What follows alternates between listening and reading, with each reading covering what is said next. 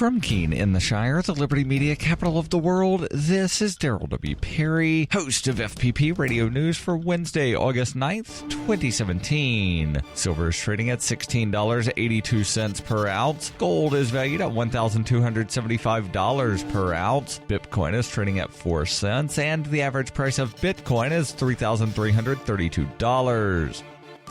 Antiwar.com reports taking time out of his vacation for a photo op at Trump National Golf Club, President Trump threatened to attack North Korea with fire and fury like the world has never seen if they make any threats towards the United States. The comments came after anonymous media reports on a classified analysis from U.S. intelligence officials saying that they believe North Korea has miniaturized their nuclear warheads to fit on missiles. The assessment was said to have been from last month, but Trump's reaction suggested he believed it was not only new, but something North Korea had announced as a threat. President Trump also tweeted a Fox and Friends report about North Korea having loaded cruise missiles on a patrol boat after his own administration had refused comment on the same report, saying it was based on classified intelligence. North Korea did not announce miniaturization, however, they did threaten mobilization, but only in reaction to the latest round of UN sanctions, which they describe as an attempt to strangle the nation. The U.S. had heavily backed the UN sanctions, and Trump had repeatedly bragged about their size.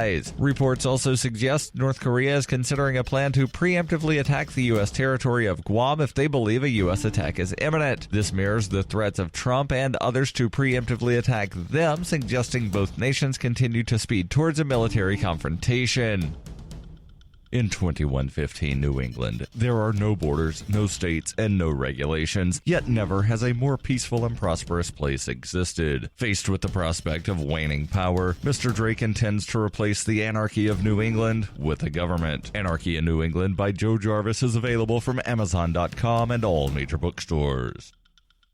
UPI reports Disney announced on Tuesday it will remove its content from Netflix and begin its own streaming service in 2019. Disney said in a press release, the new Disney-branded service will become the exclusive home in the U.S. for subscription video-on-demand viewing of the newest live-action and animated movies from Disney and Pixar, which includes Toy Story 4, the sequel to Frozen, The Lion King from Disney Live Action, along with other highly anticipated movies. Disney's Marvel TV shows like Luke Cage and Jessica Jones are expected to remain on Netflix. CEO Bob Iger told CNBC that Disney had a good relationship with Netflix, but the company wants to increase its options for releasing its vast library of content to the public. Disney has been in the process of ramping up its streaming ability since it acquired a 33% stake in BAMTech, a marketing and streaming service, for $1 billion in 2016. Disney is now planning to buy a majority stake in that company for $1.58 billion to launch an ESPN